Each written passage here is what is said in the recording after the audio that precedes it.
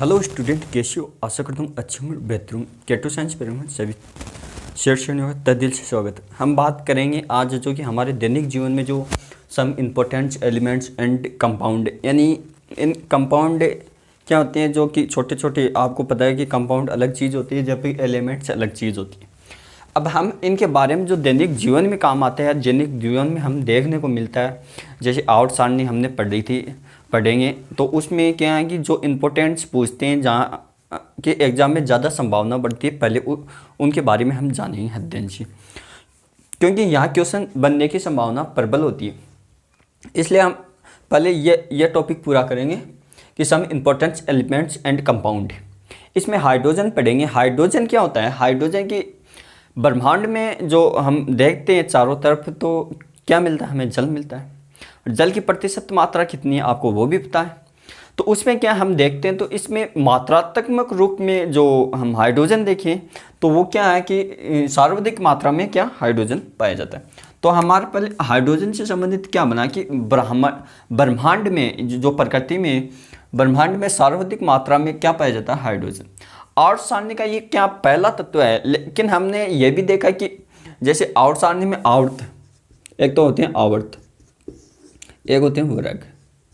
अब इनकी संख्या तो 7 होती है, इनकी संख्या 18 होती है, पता है आपको। अब क्या ये हाइड्रोजन फर्स्ट वर्ग और 18वें वर्ग में समान रूप से अपना स्थान ग्रहण करता है। तो ये तो क्या आधुनिक आवर्त सारणी की सबसे बड़ी कमी है, क्योंकि ये पहले, जबकि और कोई भी तत्व जो आधुनिक आवर्त सारणी में एक ही स्थान पर रहते हैं। अब क्या है, इसके बाद में क्या है हाइड्रोजन, अब ये पहले वर्ग और पहला ही तत्व है, तो ये आवर्त सारणी का पहला तत्व है, तो इसलिए इसका परमाणु द्रव्यमान यानी परमाणु क्रमांक कितना हो जाएगा? 1 हो जाएगा। और हमने पढ़ा है कि जिसमें परमाणु क्रमांक होते हैं, जितना परमाणु क्रमांक होता है उसमें उतने ही इलेक्ट्रॉन होते हैं। तो इसमें इलेक्ट्रॉनों की संख्या कितनी हो जाएगी? यानी इलेक्ट्रॉन 1 तथा प्रोटॉन भी 1।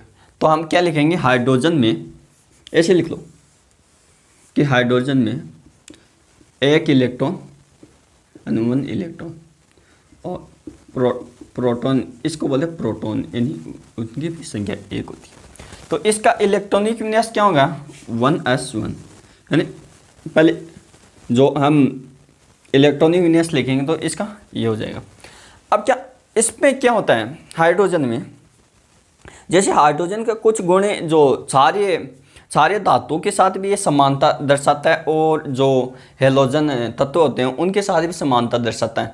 लेकिन एक विशेष रूप से हाइड्रोजन को ये सारे धातु के रूप में सम्मिलित किया जाता है, इसलिए इसे समूह फर्स्ट में रखा जाता है, यानी समूह फर्स्ट में रखा जाता है हाइड्रोजन को, क्योंकि ये एक तो क्षारीय धातु होती है,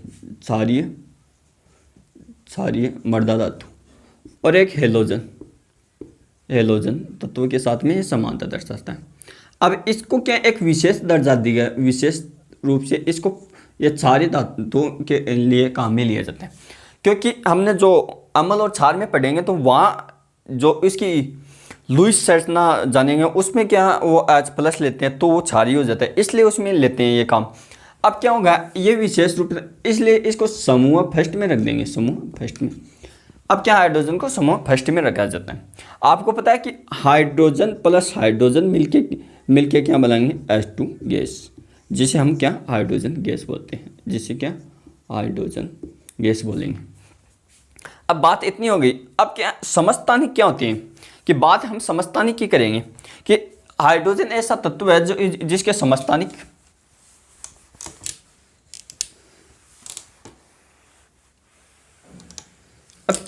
अब अपनी हेडिंग क्या? हाइड्रोजन के समस्थानिक। अब समस्थानिक का मतलब क्या होता है? समस्थानिक। अब ऐसे ध्यान में रखना, इसका टुकड़ों करो, सम प्लस स्थानिक, ऐसे जोड़ेंगे ना हम। मान लो एक आड़ू तरीके से पढ़ें तब सम यानी समान प्लस स्थान, यानी समान स्थान, यानी क्या हो? परमाणु क्रमांक, परमाणु क्रमांक, यानी परमाणु क्रमांक क्या हो, समान, यानी वह तत्व है जिनके परमाणु क्रमांक समान हो तथा इसमें अलग अलग क्या दिख रहे हैं, द्रव्यमान संख्या, न्यूट्रॉनों की संख्या अलग अलग होती है, उन्हें क्या समस्थानिक कहते हैं। अब समस्थानिक की परिभाषा, ये तो समान हो जाएगा, परमाणु क्रमांक समान, इसमें क्या द्रव्यमान संख्या या परमाणु द्रव्यमान संख्या, परमाणु द्रव्यमान संख्या, द्रव्यमान संख्या और न्यूट्रॉनों की संख्या, न्यूट्रॉनों की संख्या ये दोनों क्या अलग अलग होगी, क्यों होगी अलग अलग दोस्तों। इसे क्या समस्थानिक कह देंगे, यानी ऐसा परमाणु जिनका परमाणु क्रमांक समान हो तथा उसकी द्रव्यमान संख्या और न्यूट्रॉन की संख्या भिन्न भिन्न होती है, उसे क्या समस्थानिक कहते हैं। अब बात यहाँ समस्थानिक की होगी। अब हाइड्रोजन के 3 समस्थानिक होती है।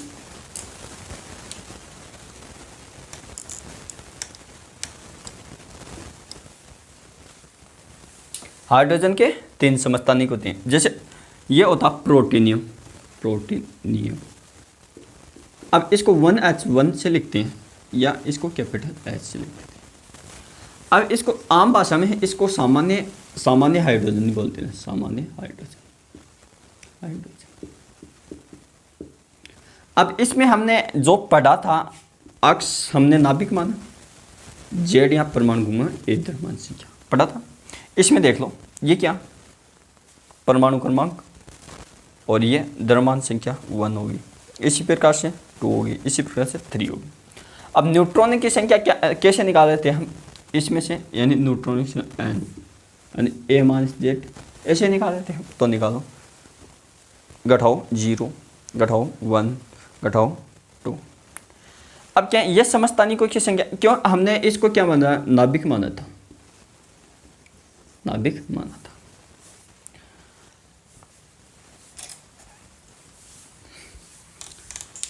अब क्वेश्चन आपको ऐसा पूछा है कि हाइड्रोजन के कितने समस्थानिक होते हैं, तो उनकी संख्या तो 3 है। अब आपको सबसे ज़्यादा ये पूछता है, ये तो क्या है हाइड्रोजन का रेडियो एक्टिव समस्थानिक, टाइटेनियम क्या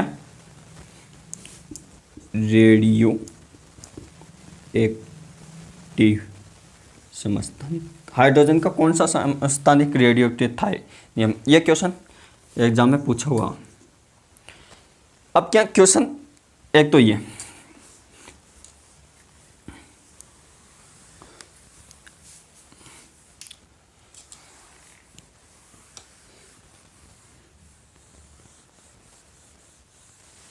इसके बारे में पढ़ेंगे ड्यूटेरियम। यानी ड्यूटेरियम क्या आते हैं कि हाइड्रोजन के उस समस्थानिक, यानी ड्यूटेरियम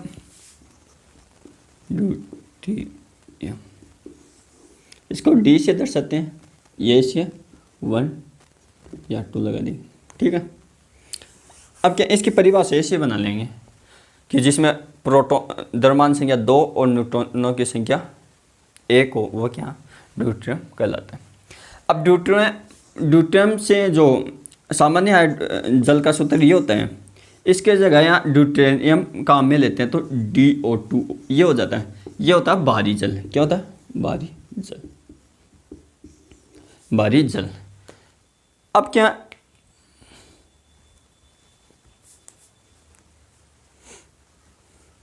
भारी जल हो गए, तो हम क्या लिखेंगे कि ड्यूटेरियम से भारी जल बनाने में उपयोग किया जाता है। एग्जाम में डायरेक्ट ये भी पूछता है कि भारी जल का सूत्र क्या है, D2O, क्योंकि सबको ये तो याद होता है H2, तो इसको क्या डेंजर है D2O। अब क्या भारी जल का उपयोग किस में किया जाता है, नाभिक के भट्टी में, मंदक के, यानी उपयोग, इनका उपयोग कैसे किया है, नाभिकीय भट्टी में, किस में किया रहे हैं भारी जल का उपयोग,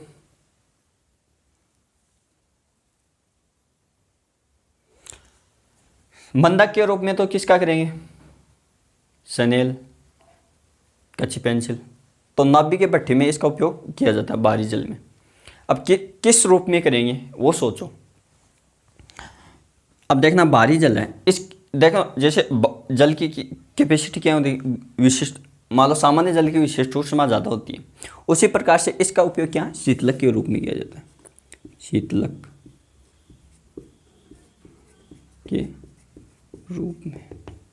भूलने की आवश्यकता नहीं, क्योंकि नाभिक के भट्ठी में शीतलक के रूप में उपयोग में लिया जाता है। किसको, बाहरी जल को,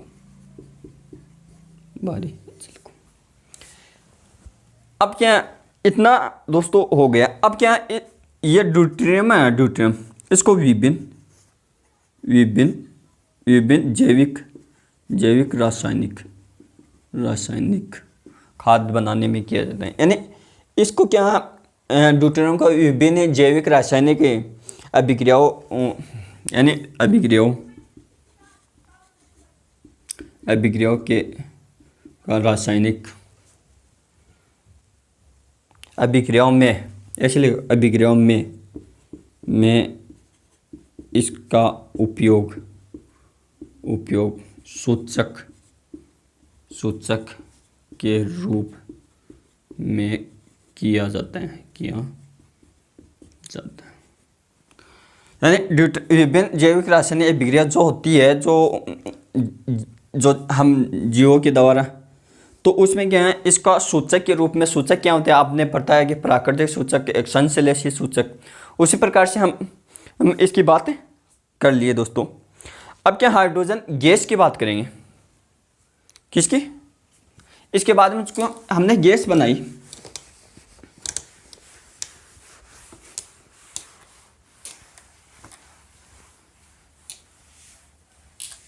हाइड्रोजन गैस। अब हम सामान्य तो देखना कि हाइड्रोजन गैस का उपयोग कहाँ करते हैं। पहले तो इनके स्वाद, रंग, गंध के बारे में देखेंगे। पहले हम स्वाद चाखते हैं क्या हाइड्रोजन गैस का, तो ये स्वादहीन होगी, स्वादहीन। हम हाइड्रोजन गैस को देख सकते हैं, ये नहीं देख सकते, तो ये रंगहीन होगी, रंगहीन। अब स्वादहीन है, रंगहीन हो गई। और हम इसकी गंध को महसूस कर सकते हैं, ये नहीं कर सकते, तो ये गंधहीन होगी,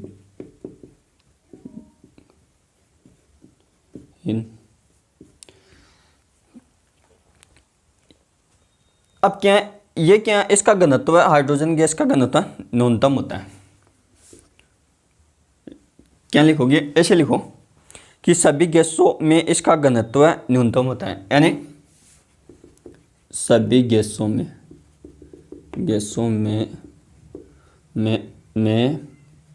इसका घनत्व न्यूनतम होता है। यानी हाइड्रोजन गैस का, इसमें सभी गैसों में से इस गैस का घनत्व क्या होगा, न्यूनतम होता है। इसका घनत्व वायु के घनत्व का 1/4 होता है। यानी इसका घनत्व है ना, इसका घनत्व यानी हाइड्रोजन का घनत्व, यानी इसका घनत्व, हाइड्रोजन का घनत्व वायु के घनत्व का 1/4 होता है। कितना होता है, 1/4 भाग होता है। इसलिए यह हवा से भी हल्की होती है। अब क्या, यह हवा से हल्की होती है। अब एग्जाम में क्वेश्चन यह आएगा कि हाइड्रोजन गैस हवा से हल्की क्यों होती है, क्योंकि इसका घनत्व वायु के घनत्व 1/4 भाग होते हैं।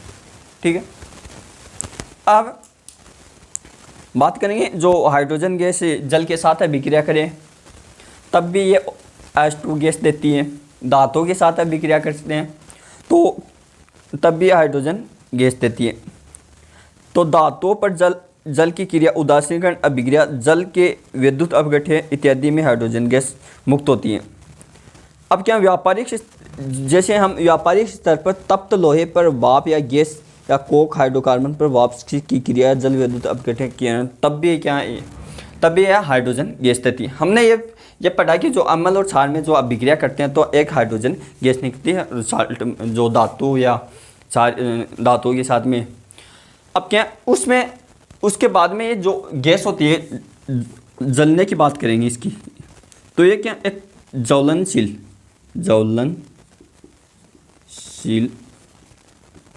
गैस होती है। अब क्या हाइड्रोजन एक क्या ज्वलनशील गैस होती है। अब ये ज्वलनशील गैस होने के कारण क्या इसको क्या बोलते हैं, अब क्या ज्वलनशील हो गई। अब क्वेश्चन ऐसे आया था कि जो कंपटीशन में कि हाइड्रोजन गैस को जलाने पर क्या बनता है, H2 को जलाने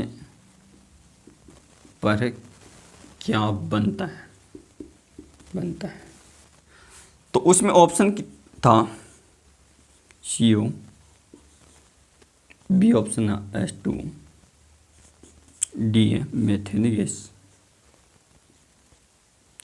डी है नन। अब क्या हमने वहाँ जाके यार बनता क्या है, तो उसमें क्या जल बनेगा। अब जल बन गया। अब क्या यही कारण है कि हाइड्रोजन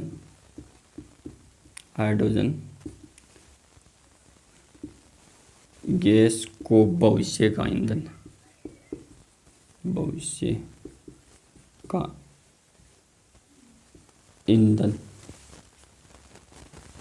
भी कहा जाता है। अब क्या हाइड्रोजन गैस को भविष्य का ईंधन क्यों कहा जाता है, आपको उसका कारण पता चल गया है दोस्तों। अब क्या इतना तो हाइड्रोजन गैस के बारे में था। अब इसका उपयोग क्या जैसे करेंगे वो उपयोग जानेंगे।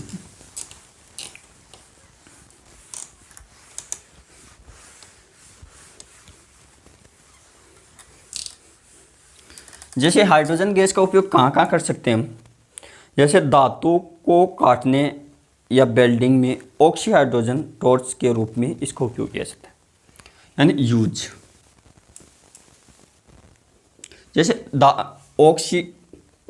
ऑक्सी हाइड्रोजन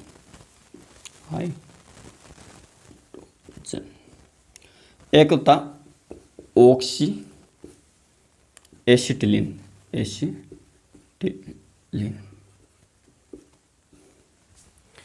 ऑक्सी एसिटिलीन,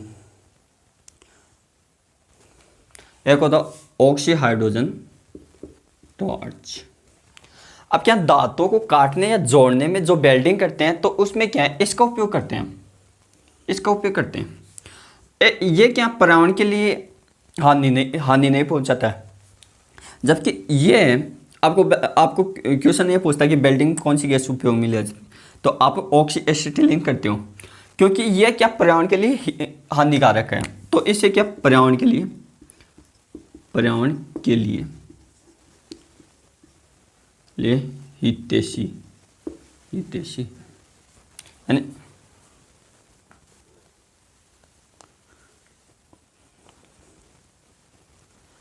क्योंकि हाँ ऐसे तुलना करो इसकी, क्या लिख दिया हमने दोस्तों, क्योंकि यह पर्यावरण के लिए उपयोगी है या नहीं है। तो इसकी उपेक्षा यानी इसकी तुलना में ये ज़्यादा पर्यावरण के लिए हितैषी है, ये लिखना है आपने। यह है पहला उपयोग। दूसरा एमोनिया निर्माण में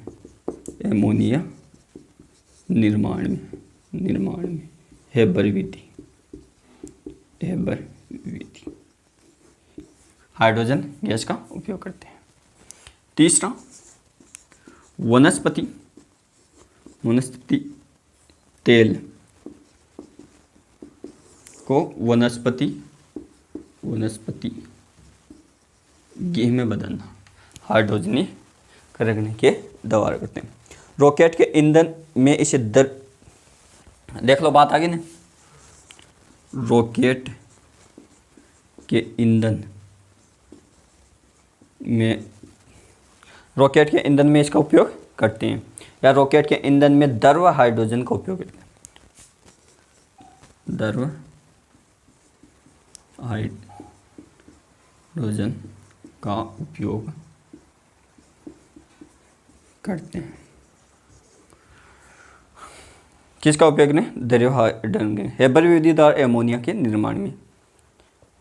अब इसका उपयोग यहाँ विद्युतीय सेल जो विद्युत ऊर्जा बनाने में ईंधन के रूप में करते हैं, क्योंकि हम विद्युतीय सेलों में भी इसका उपयोग करते हैं। विद्युतीय सेलों में विद्युत एनर्जी बनाने यानी इलेक्ट्रॉनिक एनर्जी, क्योंकि हमने जो ऐसे पढ़ा था कल परसों फेराडे के नहीं, वहाँ मान लो ये प्लस है, ये माइनस है, ये एनोड ये कैथोड, इस पे H प्लस आएगा, इस पे अलग आएगा। मान लो HCl ले लिया तो HCl आयनोमीटर H plus Cl minus, तो ये हाइड्रोजन गैस जो इसके हाइड्रोजन के बुलबुले बनते हैं विद्युत अपघटन प्रभाव में, तो वहाँ पर हमने पढ़ लिया था, ये बात थी। तो ये थी हाइड्रोजन के बारे में जो हमने चर्चा कर ली थी दोस्तों। इससे बाहर का कभी क्वेश्चन आया नहीं और आएगा भी नहीं। हो सकता है वो हम, क्योंकि जितना बेसिक बनता है जैसे एग्जामिनर पूछता है वहाँ तक हमारी कोशिश होती है।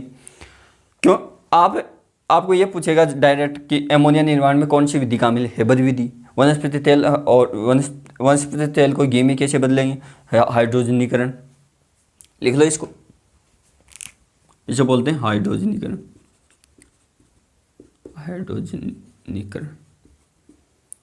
बदलेंगे तो रॉकेट के ईंधन में द्रव हाइड्रोजन का उपयोग किया जाता है। ये भी पूछा जाता है इनका उपयोग से क्वेश्चन रॉकेट के ईंधन में किस खालिस्तान दे देगा और प्रयोग किए करते हैं, द्रव हाइड्रोजन ऑप्शन में होगा, वो सही होगा, ना कि hydrogen gas. Thank you, all the best सभी स्टूडेंटों। क्लास अच्छी लगी हो लाइक करें, शेयर करें और कमेंट करें। आपकी जो भी समस्या हो उसका आंसर आपको बताया जाएगा। Thank you, all the best.